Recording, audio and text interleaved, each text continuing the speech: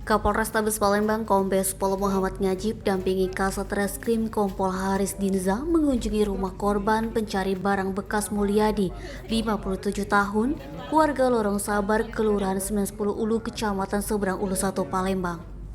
Mulyadi menjadi korban pemukulan yang terjadi di Jalan Letkol Iskandar, Kelurahan 17 Ilir, Kecamatan Ilir Timur 1, Palembang, Jumat 16 Desember 2022 sekitar pukul 15.00 waktu Indonesia Barat. Muhammad Ngajib mengatakan kejadian ini terkait adanya hutang, namun sudah dikomunikasikan dengan pelaku dan korban. Muhammad Ngajib mengaku untuk pelaku sudah dilakukan proses hukum dan informasi terakhir didapat rencana dan keinginan untuk bisa diselesaikan secara kekeluargaan. Denny Sumek.co melaporkan.